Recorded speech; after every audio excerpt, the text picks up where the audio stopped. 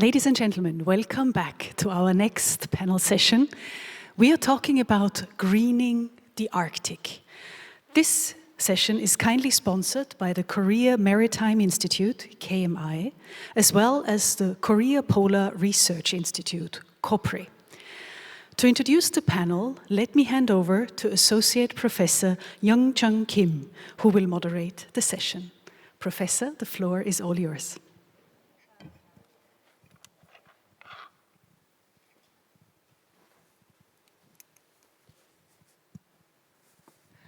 네, 안녕하세요. 2023년 글로벌 지속 Good morning. Welcome to Greening the Arctic session of GEEF 2023. I am Kim Hyun-jung of Yonsei University.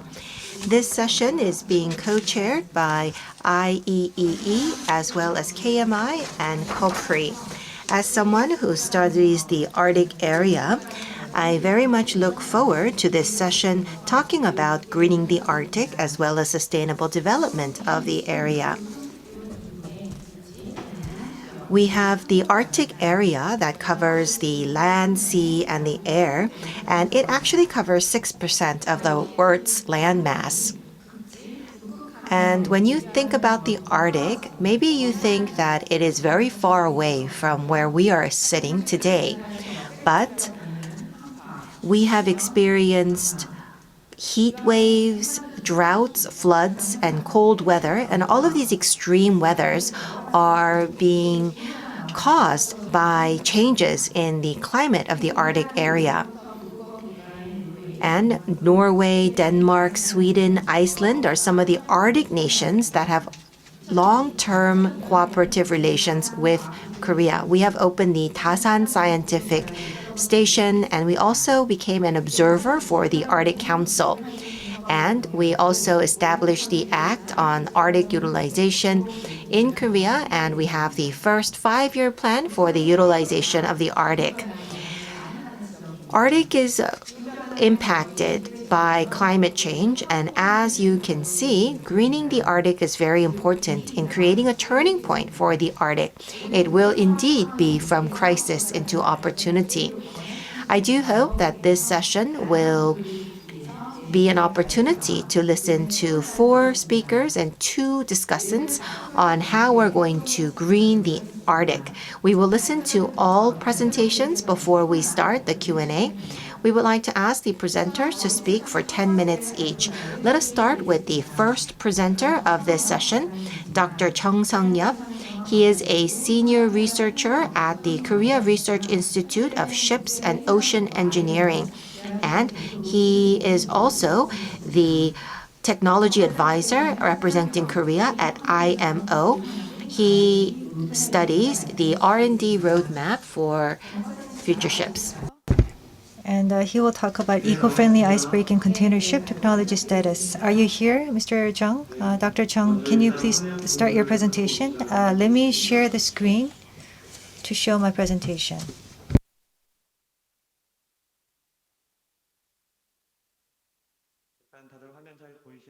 Can you see the screen? Yes, we can see that very clearly. So let me begin my presentation.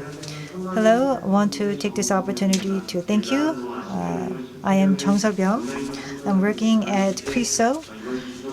I'm here as an online speaker, but nonetheless, I would like to thank the organizer for the invitation once again. Just to introduce myself briefly, I am conducting research on Arctic areas, and I'm currently working at the IMO Technical Advisor to represent the Korean office in the UK. Today, the topic at hand is to talk about the shipping industry, which is all about the scales of economy. Especially, I will focus my talk on eco-friendly icebreaking container ship technology status, as well as the R&D roadmap that is being implemented in the Republic of Korea. This is the table of the contents. First of all, I'm going to give you some international background as to how the research is currently being done. Now, I think you've heard many times through different sources that the Arctic sea ice is being melted and being reduced. Especially during the summertime, Arctic sea ice is continuing to decrease. Now, this Arctic sea ice melting is now threatening the ecosystem and is also becoming a very serious social issue because of sea ice melting. Logistics, shipping actually could use this as an opportunity because they would be able to travel much better. And also, there was a blockage accident of the Suez Canal in March 2021, which led to disruptions in the global trade and also logistics. It led to extensive damages as well. It also raised the need to develop alternative sea route. Now, Northern Sea Route also has a lot of potential to be used as an alternative sea route, which I will try to address as part of my presentation. Especially the Northern Sea Route, as you can see on the left side, the time in transit is actually shorter than the Suez Canal. So this could actually lead to a lot of economic benefits and feasibility. Now, the sea ice is also melting, and the thickness of the sea ice is also reducing as well. That's actually becoming a more favorable environment for the ships to be able to travel. Now, with the logistics transport going up, also that is leading to an increase in terms of CO2 emissions from the vessels because it leads to acceleration of global warming. In order to regulate this, IMO now has an initial strategy which was established in 2003 to control actually back in 2000 or so, to control CO2 emissions. By 2050, compared to 2008, there's going to be 70% reduction of the CO2 per transport work and also 50% reduction of the total annual GHG. In order to reduce ship-related CO2 emissions, there will be improvement in terms of the design and also technical aspect improvement, and at the same time improve operational efficiency. So there will be two different tracks in terms of efficiency improvement. And the 70th meeting will be held in July to talk about technical aspects as well as economic measures. And I believe that those measures are going to be finalized through the sessions in July. And also, with more transport going through the sea routes, it also leads to an emission of black carbon because fossil fuels are used and unstable combustion takes place, which leads to generation of black carbon. It's very much contributing to global warming by about 1,500 times compared to CO2. So it is one of the very important contributors to global warming, pollutants. And as such, so it is very important to make a transition towards greener fuels. As you can see from the photos here, black carbons that are emitted from the seas, and if they settle on the sea, it actually reduces albedo. That increases absorption rate, leads to further acceleration of global warming that will lead to reduction in Arctic ice.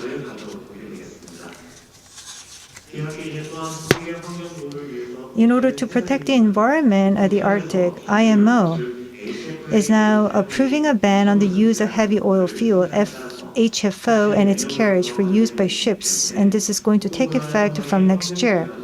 So environmental regulations on the Arctic vessels are going to become tighter, and especially this is going to be a very important factor to consider, and vessels will have to use a greener fuel.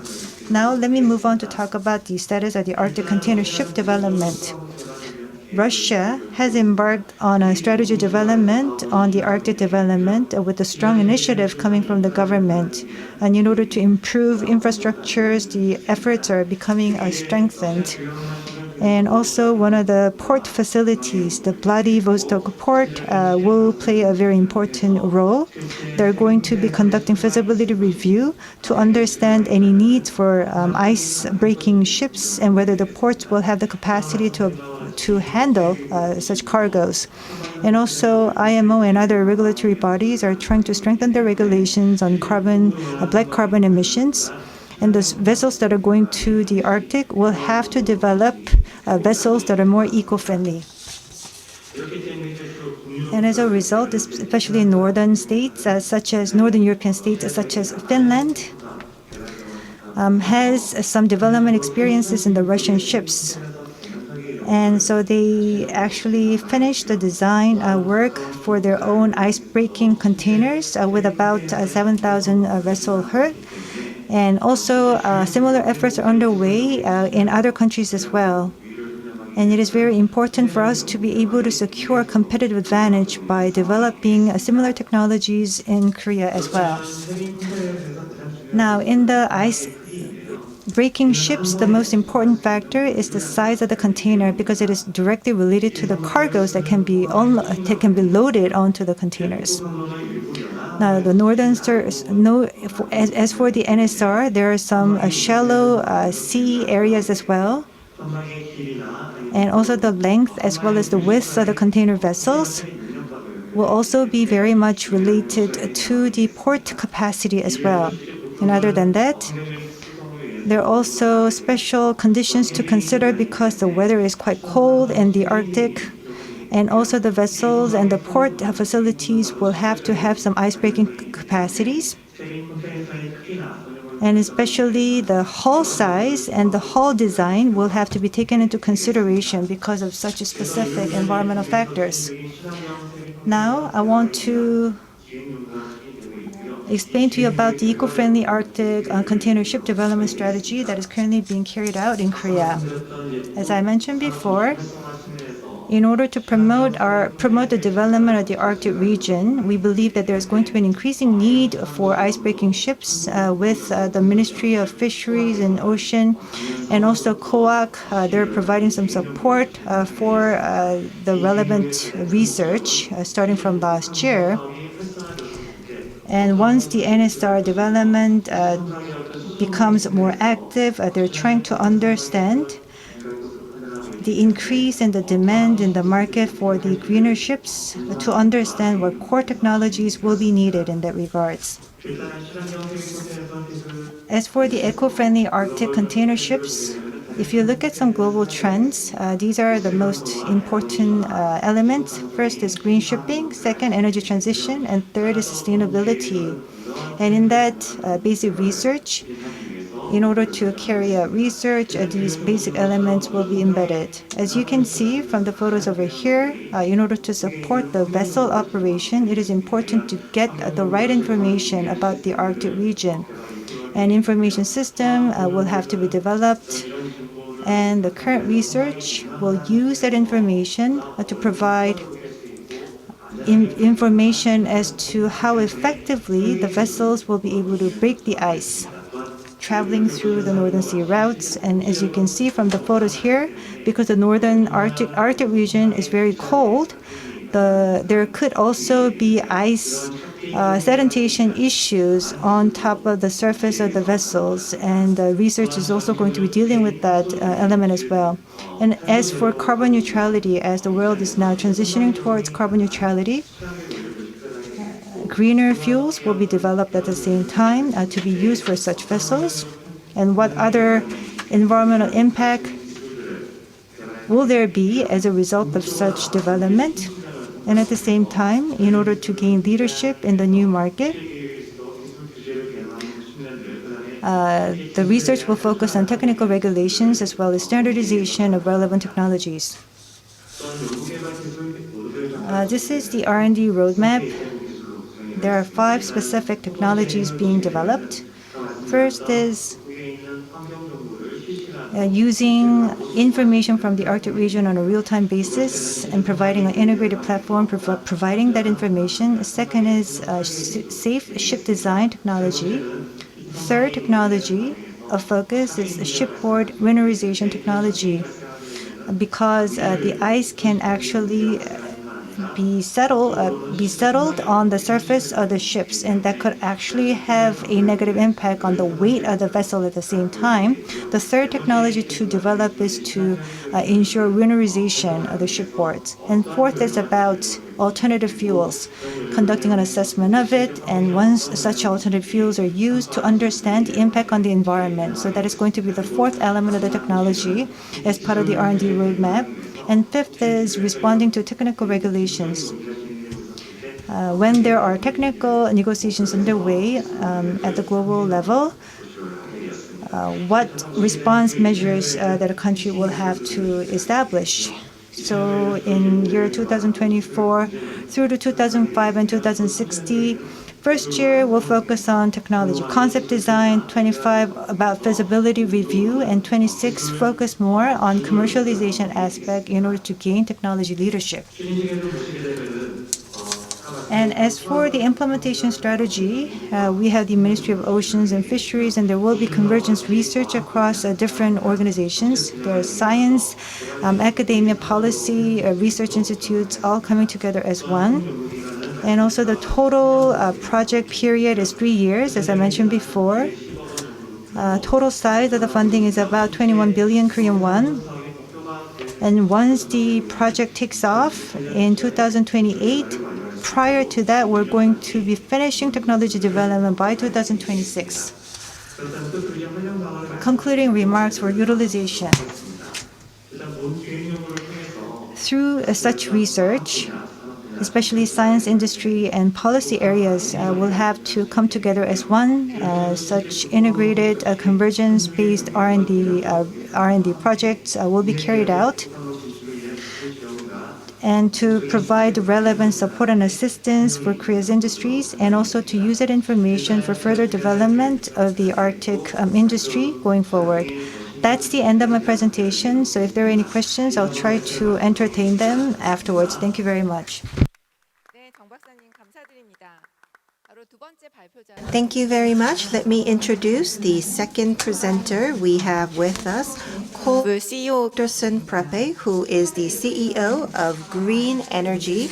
He used to work at the Iceland Parliament, and now he is the CEO of Green Energy. He will speak to us under the topic of current status and demand forecast of electricity-based small. Greetings from Iceland. It's very sad that I cannot be with you in person in the Republic of Korea.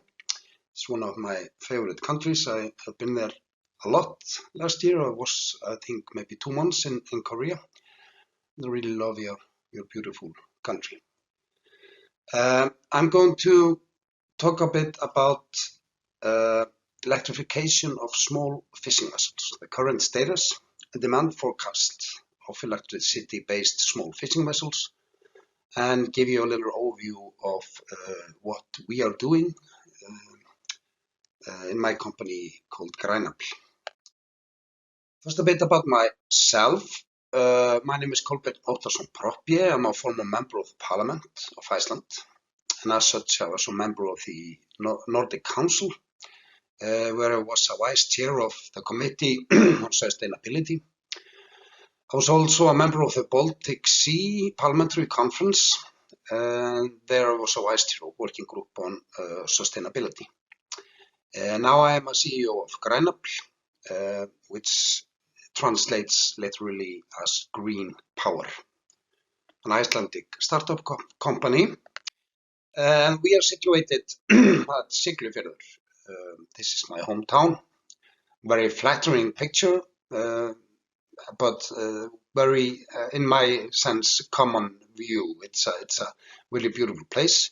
It's the northernmost township of Iceland, and I really love staying there. It's very close. It's an Arctic scene. It's get really snowy in the winters, and we call it the Alps. The Icelandic Alps are in Siglufjörður, where we can ski. So, and there's a lot of rich culture in regards to fishing and small fishing vessels. So it's a good place to situate our company. Sorry.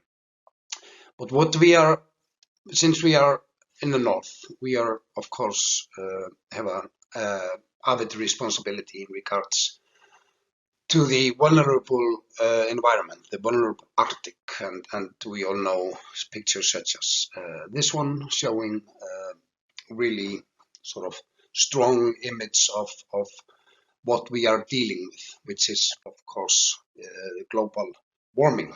But as such, global warming has presented itself with presented new opportunities.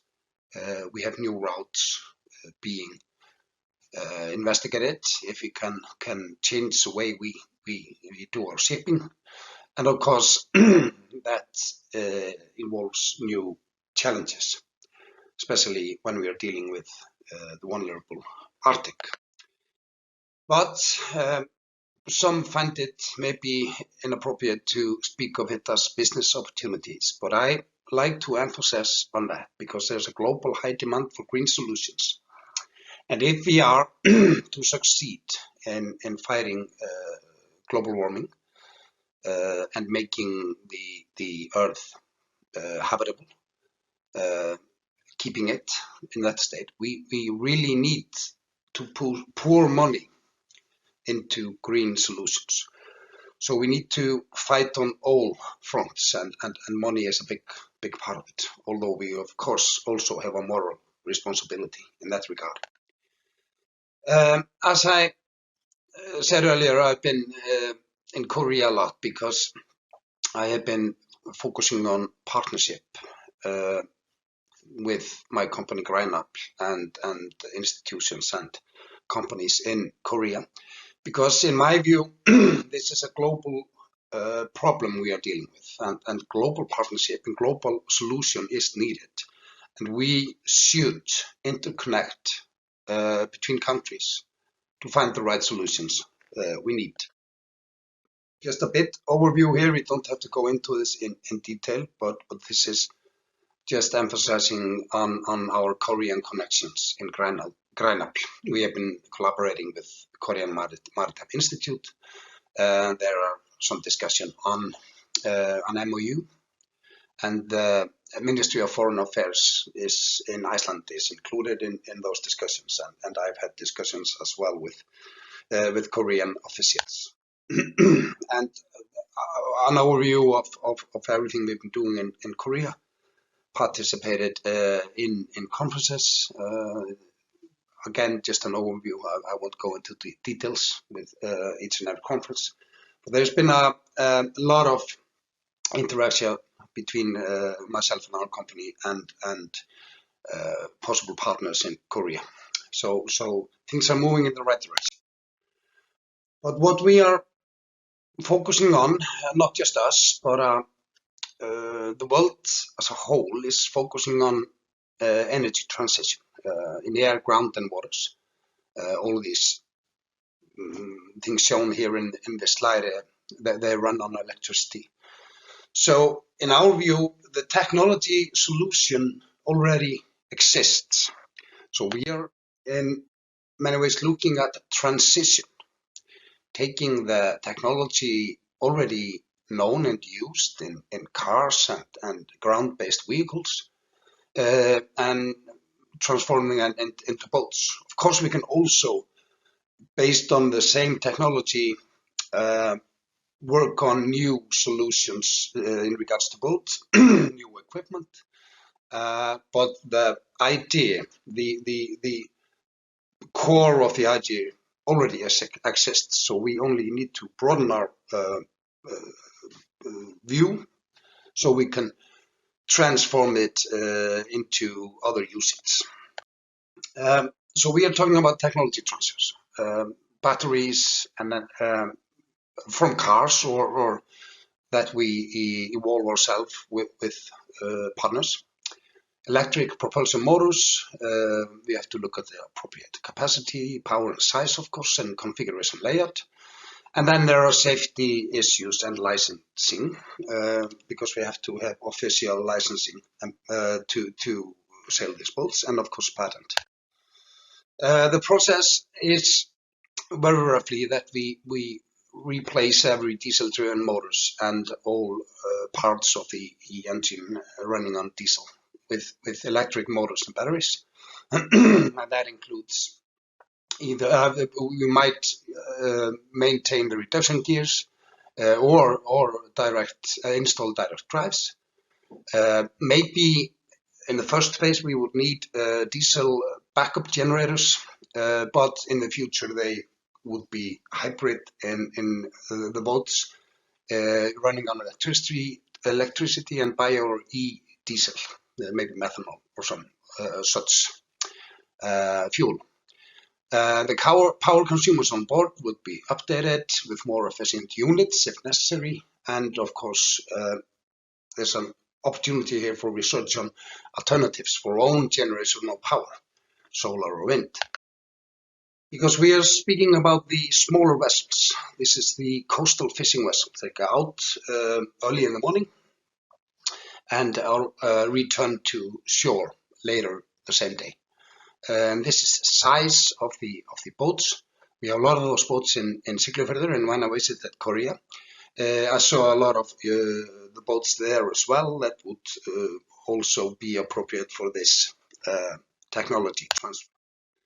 So what we need and have been in discussion with Korean partners, possible partners, this is just a list of sort of giving the idea of what we are doing or hoping for in regards to propulsion motors and battery and converters and such. The smaller fishing vessels, you have to look at the battery capacity. That has to be enough size there so the boats can run on it onto the usual fishing grounds. And we'll have to look at that also in regards to propulsion motors and the voltage and the layout.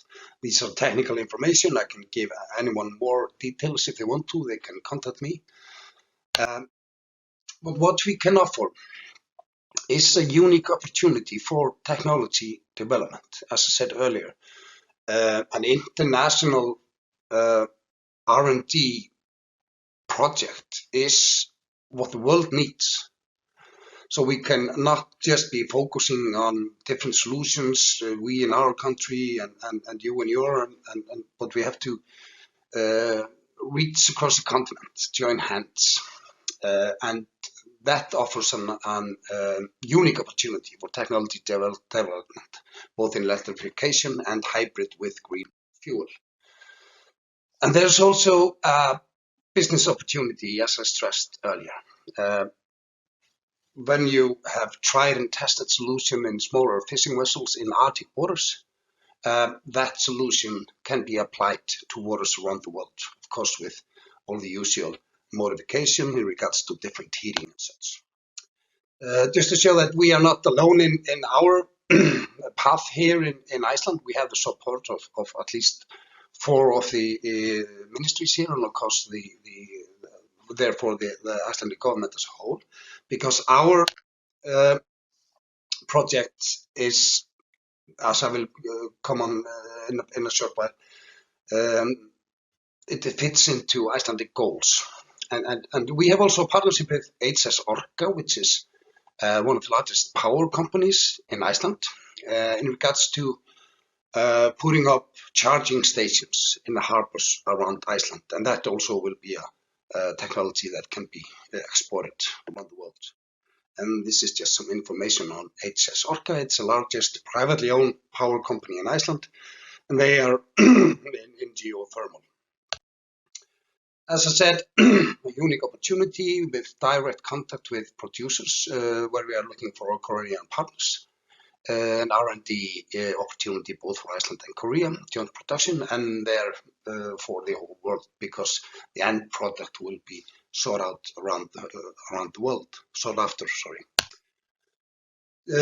I mentioned Icelandic goals. Iceland will stop using fossil fuel in 2040. And in just 3 years, 10% of all new small fishing vessels shall be electric driven by Icelandic government's policy. And by 2030, all ship of the government will be driven by renewable energy. So you can see there's a demand there in the Icelandic market, although it's not a big market. But of course, then we have the Paris Agreement. This is just the official text. I will not go into it, but the countries are going to reduce emissions. So that means energy transition. And what we are talking about in Iceland is approximately 750 boats. That's not large numbers, but in Korea we have 66,000, and around the world 3.3 million. So once the technology is tried and tested, internationally recognized, it can be a very swift market. that we can go use this technology to spread our new product. This is just to show you the size distribution of motorized fishing vessels by size. The large dark blue line are the smaller fishing vessels. So you see there's a lot of small fishing vessels in the world, and once we have tried and tested and our solution, and it is used in waters around the world, there can be a really swift supply for the high demand that will be. So GreenUp is paving the way to the future, a greener future, and I hope that we can all join hands in that regards. Thank you. 네, 감사합니다. Thank you very much. So let me introduce to you our third speaker is Matt Fredrickson. He's the Executive Director from the Arctic Economic Council. 에서 일하고 계십니다. He's been working at the Council since 2002. He will talk to us about Arctic business opportunities and a change for green. Welcome in Korea. My name is Mads Chris Fredrickson and I'm the Executive Director of the Arctic Economic Council. Today I will speak about Arctic business opportunities and a change for green shipping. But first a little bit about the Arctic Economic Council, also known as the AEC. The AEC is an international and independent business membership organization with members in 12 different countries. What we do is we promote Arctic investment opportunities across the region. But why is the Arctic so important? Most people see the world like this, but we see it differently. We see the world like this from the top. And we also see the people of the North. However, this is not the main view of the world for many people. If you Google the Arctic, you see polar bears and melting ice in the Google searches, but for us, the Arctic is so much more. The Arctic is also satellites, it's thriving communities, it's renewable energy, it's vertical farming, it's beautiful tourism opportunities, it's shipping opportunities, and it's plenty of fish in the sea. These are just some of the sectors in the Arctic region. I don't have time to go through all of them, so I'll just focus a few of them today. The Arctic is not a small glass ball you can shake and see the snow fall quietly in a closed environment. The Arctic is a part of a global community, and therefore all of these sectors are also affected by global changes. The whole world is experiencing these megatrends that you will see here. These are megatrends that have a long-term impact on the world. Some societies are growing older, some have a much younger. More people will move to the cities with urbanization. And the most important of all of them is climate change. Global warming happens at 4 times the global average in the Arctic, in some places even at 7 times the global average. So we are not just one of the smallest emitters of greenhouse gases, we also feel the impact first and the hardest. The paradox of climate change is as the Arctic region grows warmer, it becomes more accessible, which in turn also increases the economic interest of non-Arctic countries and companies, like Korea. In the Arctic region, nature is particularly vulnerable. By emphasizing and promoting sustainable economic activities, AEC demonstrates that economic welfare, business development, and environmental protection can be mutually supported. Inside of this circle, you have more people living than outside of this circle. In the Arctic region, we are just 4 million people across this vast territory. But we have several things that those people inside the circle needs. We got fish to feed the world, we got energy to power industries, and we got raw materials needed in the green transformation. The UN estimates that we will be 9.7 billion people in 2050. We recently passed 8 billion people. These people need to be fed, and today, fish only compose a small amount of global protein intake, around 6.7%. Sustainable seafood from the Arctic can help feed people more than today. Seafood is also an economic cornerstone in several Arctic nations, both historically and in the future. An example of that is the 95% of the export from Greenland comes from seafood. But we also need to get better at full utilization of the fish. A cod fillet only makes around 35 to 45% of its weight. The rest has been traditionally thrown away, but today companies are finding out new products and making waste into value. Secondly, we have energy, traditionally oil and gas, in the future hydrogen, ammonia and e-methanol. The region is so rich on energy and a lot of it is renewable.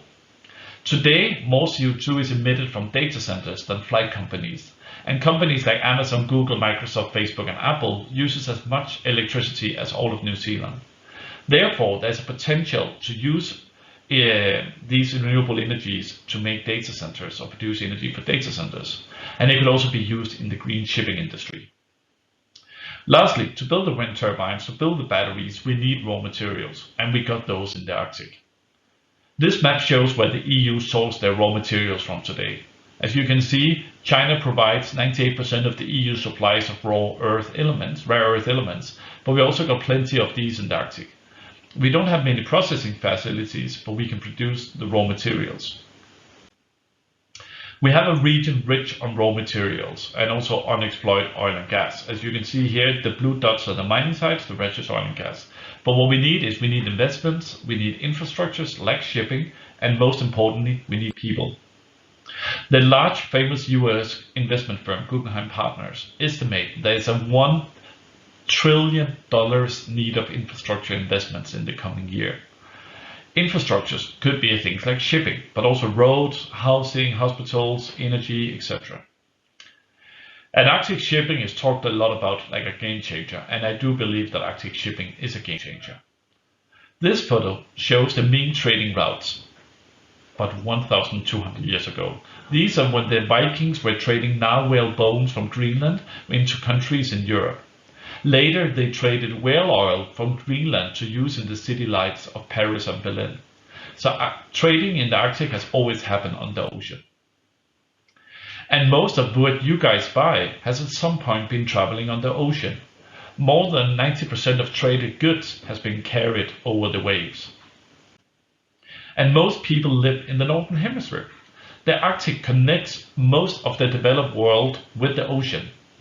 The ocean is historically our highways, is our main transport, is the arteria of the heart of the Arctic. And with global warming, new trading routes might be available, as we have seen. These are just some of the suggested routes. But we need some things for this to be realistic, and we need 3 enablers, as I call them. The 3 enablers are icebreakers, more data, and we need investments in green shipping. I see a growing interest in constructing icebreakers, and I think just more countries will start to do it in the future. This will not only benefit the military quite often, but also the local communities, because it gives increased access in winter times. It will also help scientists in the region, and definitely it will help to ensure the safety of shipping. So we need to get more icebreakers. Secondly, we need more data. The Arctic region is in many ways a data desert. And we need better nautical charts, and we need better exchange of data so we know what goes on in the region. This data could also help spin off of new business models, like using artificial intelligence and big data and machine learning in the fishing industry, for example. And then, finally, we need greener shipping. This is the future. 50% of all shipping is transporting hydrocarbons. But we need more renewable shipping. The Arctic region got the renewable energy, produced large quantities of hydrogen, ammonia, e-methanol, etc. However, let me just say it's not a magic silver bullet, and we need to do a lot of hard work before we get there. Below you see some of the aspects that I think we need to work on. We need to work on policy, we need to work on tech advancements of the ship, we need to work on fuel advancements, and we need to work on the customer demand and pull and finance. But finally, I just want to finish with a short story for you to summarize this presentation of everything I've said. In the north of Norway, you have this small town called Berlevåg. You see it up here, close to Russia, Finland, and Sweden. After the war, the town was completely burned down by the Nazis when the Soviets came to liberate it. Only 2 houses were left standing.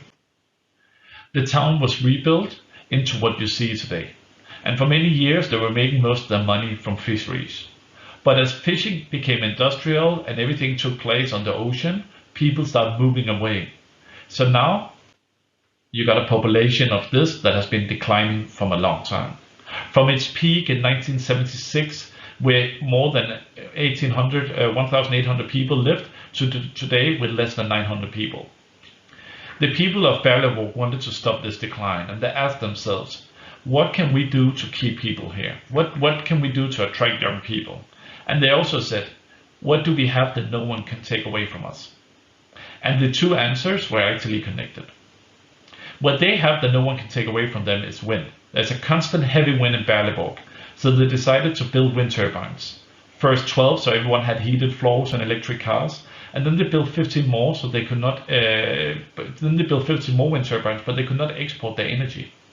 Therefore, they decided to focus on hydrogen for shipping, because they believe that young people want to work in the green shipping industry. Here, 70 degrees north, they are now going from 50 megawatts to 200 megawatts and still increasing. They have started the planning for the hydrogen factory that will provide ammonia for the shipping energy, for shipping, and they will also send energy to Svalbard over here. And they will use the surplus heating from the factory to grow tomatoes and lettuce in vertical farming, and they will heat up fish farms and use the waste from the fish farms as nutrition in the ground. This is a story of a small Arctic community that has never given up and is now moving rapidly into the greener future. What they need now is people. So we have the location at the top of the globe, top of mind of policymakers, we have the renewable energy, and we have the minerals needed to build these technologies. All we need now is people, also from Korea, to move up north, to experience the north and help in the green transformation. So I hope you will continue your work in the Arctic, and I thank you very much for your attention. Thank you. 네, 발표 감사드립니다. Thank you very much for the presentation. Last but not least, I would like to introduce to you our final speaker, Shin Hyung-chul, who is the Vice President of the Korea Polar Research Institute. He received doctorate degree in the Antarctica biological system. He worked in this field for a long time. He will talk about the value and the importance of the Arctic region from the view of science. Please begin your presentation. Hello, as was introduced, I am Shin Hyung-chul from KOPRI, Korea Polar Research Institute. Usually the final speaker is actually put under implicit or explicit pressure to finish the presentation on time, but I believe that there is a lot of time for me to go through the presentation. So we first heard about the ice-breaking vessel that goes through the northern sea route. And the second presentation focused on small vessels, fishing vessels. And the third presentation dealt with the overall environment for the Arctic region. So the topic of this session is greening the Arctic. Of course, greening could have different implications, but when it comes to the notion of the Arctic, we think about the extremes, disasters, risks, dangers. But the Arctic is becoming warmer, and if it's ice melt, and if such extreme conditions become eased up, then we may be able to move further towards stability and prosperity for humanity. And I believe that is the reason why the organizer decided to put the session under that theme. So if we put the Arctic to good use, it could really be a boon to humanity, providing humanity with so much to offer. Whether that is not going to be the case, that is something for us to consider as a scientist myself. But scientists, we always value the importance of reason and accurate information and facts. We try not to oversell, we try not to exaggerate. That could be a very strong point, but at the same time, before we try to look at things from a macro point of view, we seem to be quite bogged down by the boundaries of science, just trying to stay within our own silos.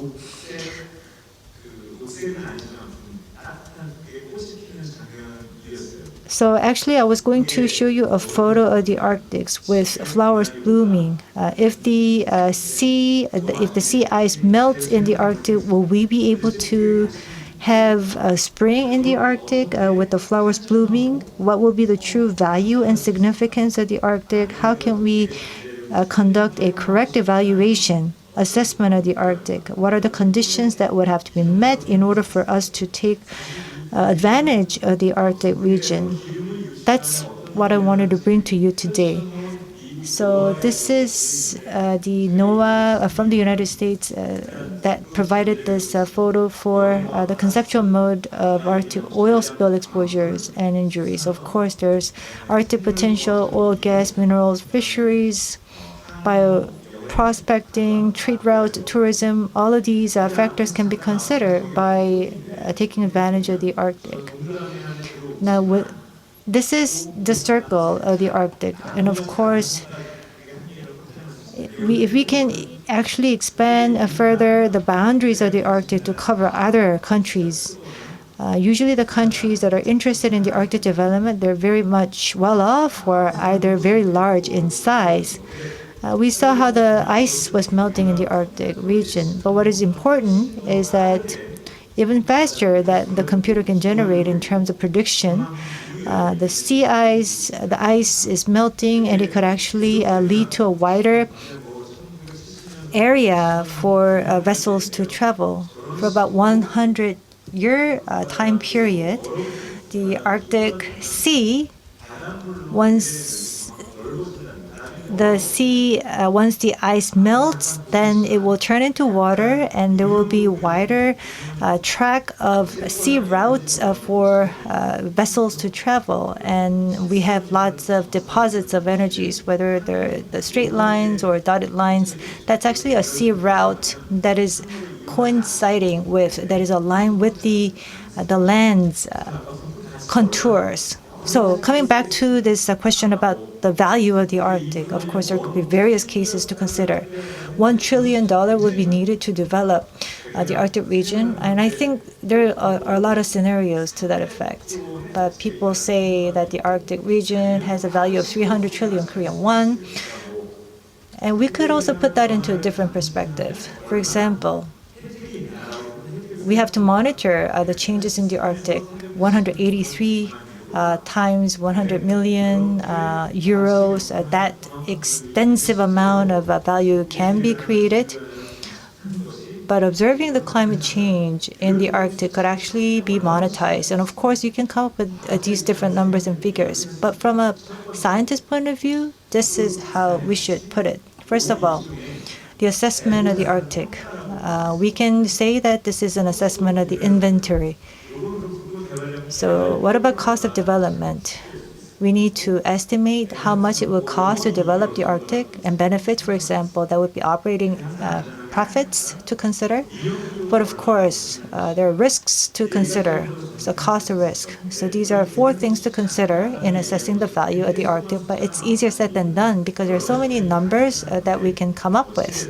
So any scenario can be possible. So with the state-of-the-art science, and you have to combine that with the traditional indigenous knowledge. One of the things that was not mentioned in previous presentation is the indigenous community of the Arctic region. Without mentioning this, you cannot really have any meaningful discussion on preservation, conservation, or development of the Arctic. So these are commitments for the Arctic development. They're written in English. So it's about having a very accurate P&L. Let's do a very correct feasibility analysis, P&L analysis, and let's not talk about development. You shall not sacrifice the environment in return for cash or power. And thou shalt not disrespect your partners, don't disregard cooperation within or outside the boundaries of the Arctic region.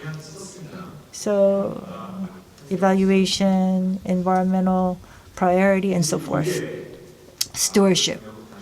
Of course, science matters, but we need to understand the legal regulatory frameworks. You have the UNCLOS, UN Convention on the Law of Sea.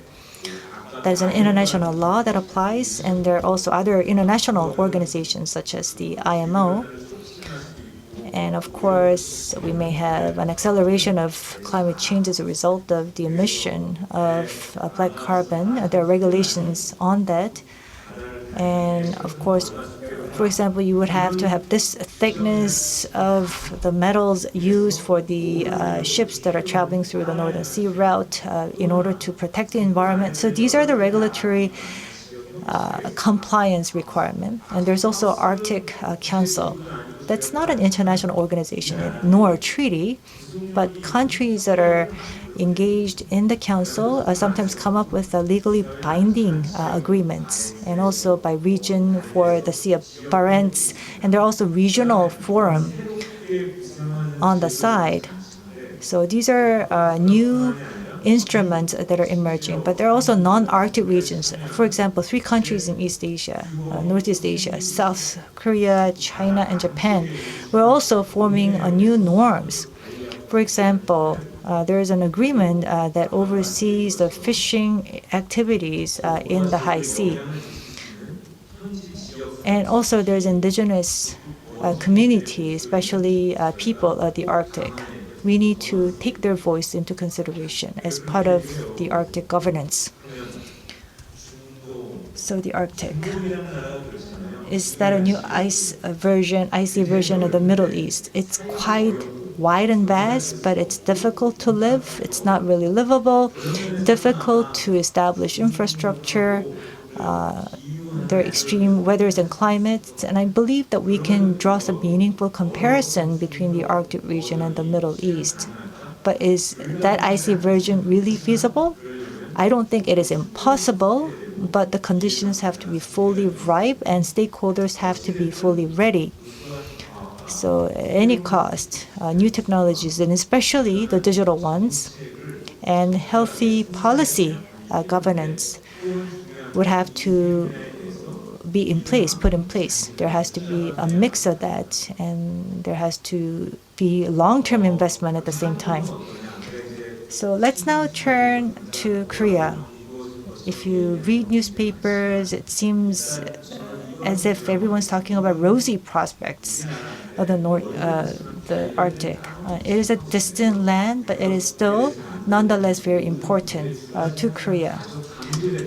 2 things are always emphasized. Our pioneering spirit, we want to be number 1. We want to be ahead of the curve, and we want to be a credible partner at the same time.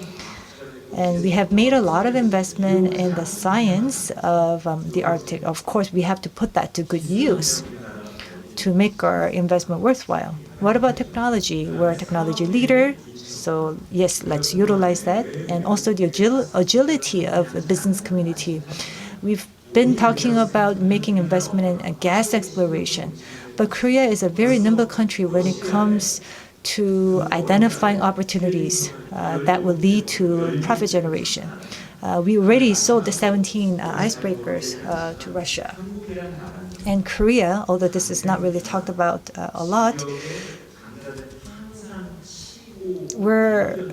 we used to be a country that was sandwiched between and amongst major powers. And if we can make some contributions as a middle power to that scene, I think we really should be actively engaged in the development of the Arctic. And this is the final slide of my presentation. Of course, the government does a lot of work, and also the media and newspapers, for example, they try to summarize all these undertakings in one page. Whatever the case may be, it's very important for us to come up with a strategic paper that encompasses all this information, and based on that strategic papers,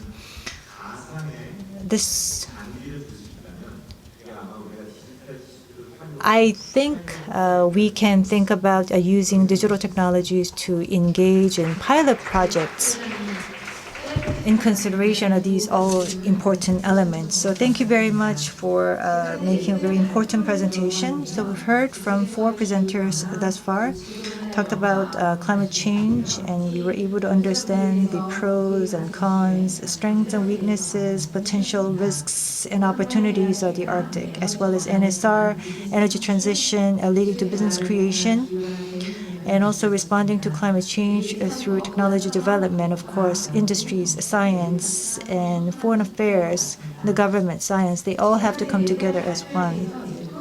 So we're going to have a panel discussion. Each panelist is given 5 minutes to do your discussion. First, we're going to introduce Heo Sang.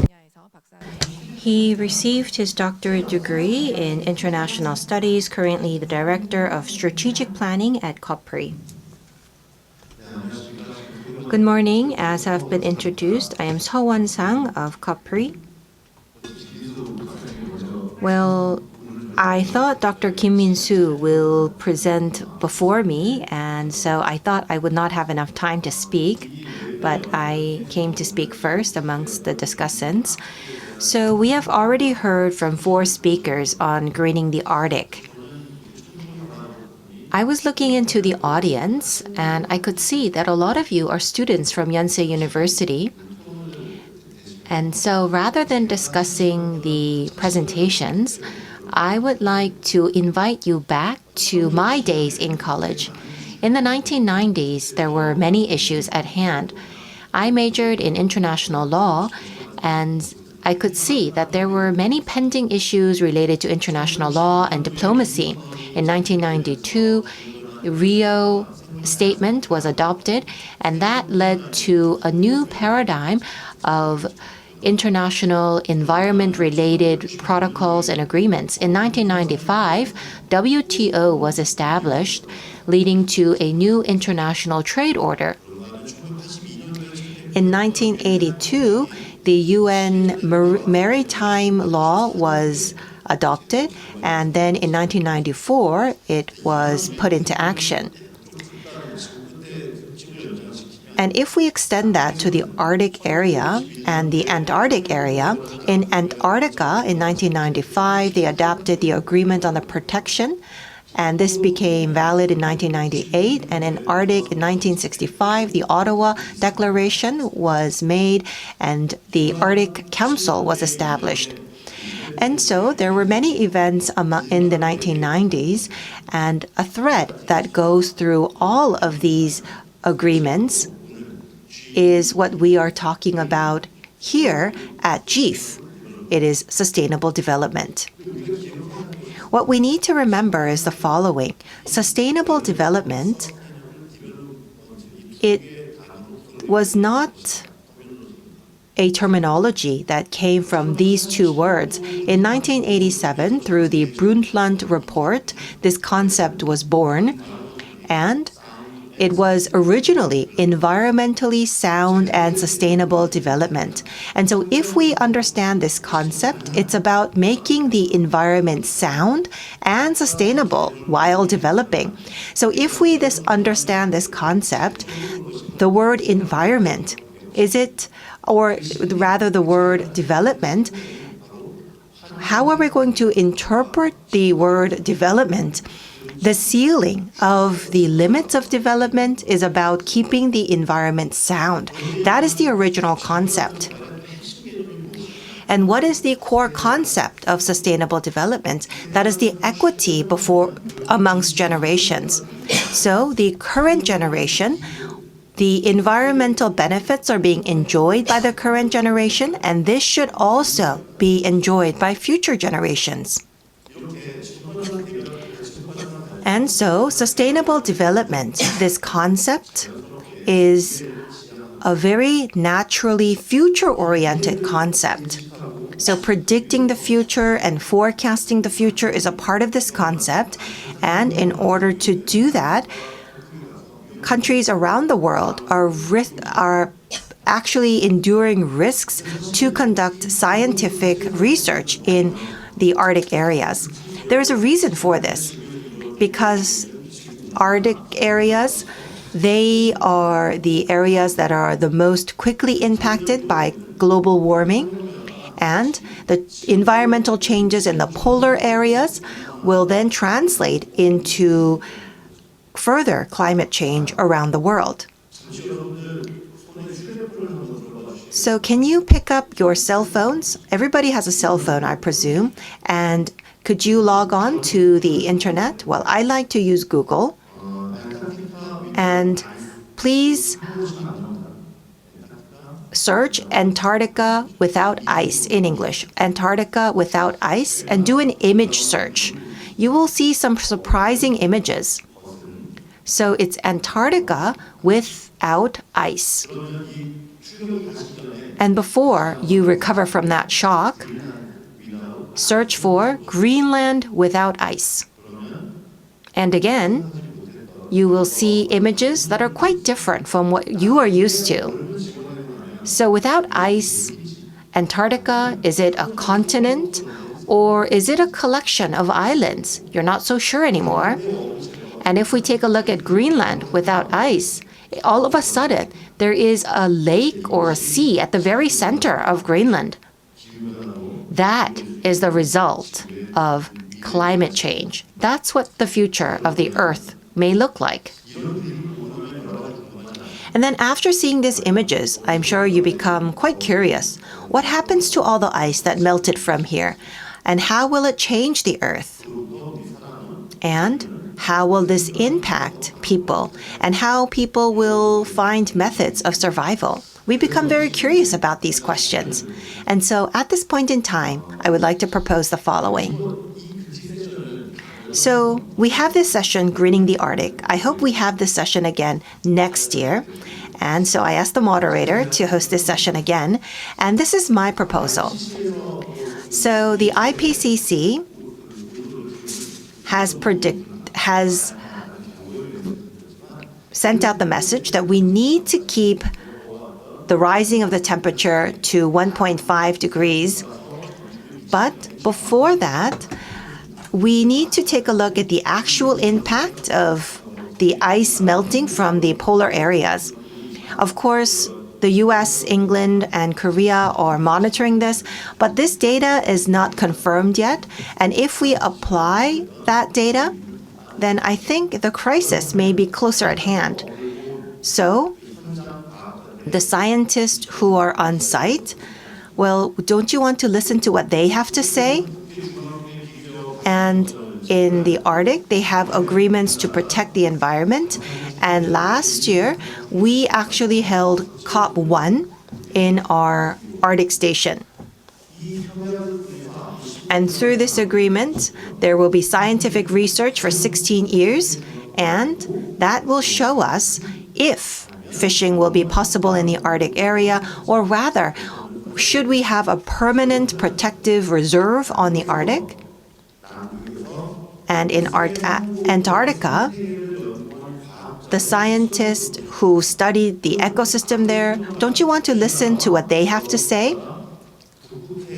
And don't you want to listen to the scientists who are studying there for 16 years? If opportunity allows, I would like to invite those scientists on stage with me the next time we have this session. Well, what I wanted to cover with you is not academic, but I wanted to make use of my 5 minutes to its full potential. Thank you very much. I will look forward to considering your proposal. Second panelist is Mr. Kim Min-soo, has a doctorate degree in maritime laws. He's deputy president of the Ocean Economy Strategy Department at the Korea Maritime Institute, KMI. Actually, have a script to share, quite a long script that I was going to read because I thought I was going to be the first panelist. So I will try to make good use of my time since we're running out of time. So thank you for all the presentations, and I think all of you really focused on how to make the Arctic into a place that's sustainable, that's as a resource that can be utilized for humanity. We're a non-Arctic state. But how can we be engaged in this global discussion on developing the Arctic for better use? So let's take a look at some of the activities and initiatives that have been taken by Korea over the last 10, 20 years. As was mentioned, in 2002, the Dasan station was established to conduct scientific research. In 2009, Naranho Research Institute was established for conducting research on ice-breaking ships and based on diplomatic and scientific efforts. In 2013, became an observer of the Arctic Council. And for the next 10 years or so, in terms of Arctic cooperation and policy making, I think we laid a foundation for doing that. We, for example, put in place a consortium, a research network between the industry and academia, and also developed human resources. And we also worked on developing a brand name for the Arctic cooperation. And in 2023, 10 years afterwards, from 2013, we're trying to understand the direction in which the Arctic development should move forward with the right set of strategies and actions. And as was mentioned before, we have to focus on sustainable development of the Arctic. That is a common issue that faces all of us. And I think last year we had opportunities and challenges at the same time because the basic act or master plan for the development of the Arctic region, this was a cross-ministerial strategy or action, the master plan that was put in place to embark aggressively on the development of the Arctic. But with Russia's war in Ukraine, of course, some of the efforts came to a full stop and collaboration were put on hold. Nonetheless, our collaboration will have to be carried out in order to ensure sustainable development of the Arctic. So what should be the next steps? We need to put in place the right set of principles. Our activities that we envision to carry out in the Arctic have to be aligned with the visions of the Arctic countries, states, as well as indigenous community. And that has to be part and parcel of our strategy for the Arctic development. So what should we do in the regards? First of all, we have to think about technology. We're a technology power, especially eco-friendly shipbuilding technologies that we have, or small and medium-sized vessels or ice-breaking technologies. We do have a strong presence there. And also, there's a permafrost, which was not mentioned here, but once the permafrost disappears, it really will collapse the infrastructure of the Arctic. Perhaps we can, for example, bring in the winterization technologies or utilize IC technologies or food technologies to make some meaningful contributions to the livelihoods of the indigenous people there. Second is collaboration in science. Of course, science and policies are converging to a great extent. Basic idea behind this is because the policies and the collaboration for the Arctic have to be based on facts and information. Research information results from the Arctic. Of course, we're a very leading country in terms of the Arctic research. That should be used as a basis for carrying out our Arctic collaboration strategies and partnerships. It has to be done at a multi-layered, multi-levels. It should not be not just a government initiative, not only at the council level, but companies, private sector have to be partners in that effort with the government. Lastly, there's some weaknesses that we have to work on to improve.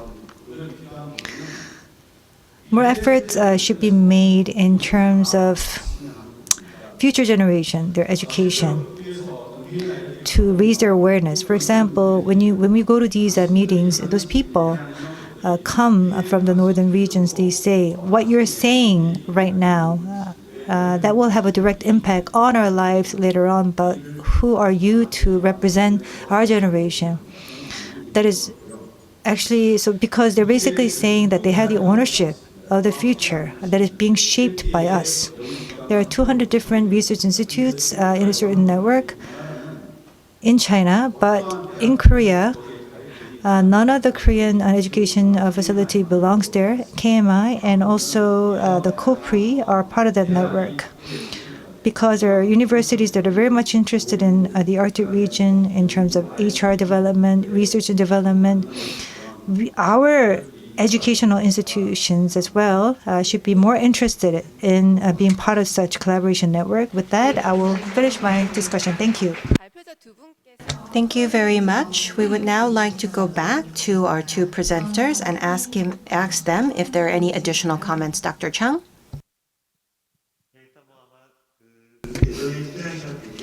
I don't think we have much time on hand, so rather than asking questions, let me say this. We're here to come up with a way to better utilize the Arctic. And I think the discussion has been very meaningful, so I don't have any further comments to make, but let me just put it this way. There have been industrial revolutions, the first through the fourth industrial revolutions, and the paradigms are changing. And current paradigm, I believe, will begin from the very edge of the Earth, which is the Arctic or Antarctica. With that, I will finish my discussion. Thank you very much. 부소장님 추가 코멘트 부탁드립니다. Then we will now go back to Dr. Shin. Two short comments. Here, the overarching theme here is turning point from crisis into opportunity. We need to understand what is unfolding in the Arctic. That really depends on what we do today. So let's do it differently. Let's try to do it differently in a better way. We've talked about policies, science, and different areas. We have to make a good mix of it, make a good cocktail out of it. That's the most critical element to consider. Thank you. Thank you very much. We have discussed greening the Arctic. Thank you for joining us at this session. I do hope that all of our discussions will contribute to SDGs as well as turning crisis into opportunity in the polar areas. Thank you very much.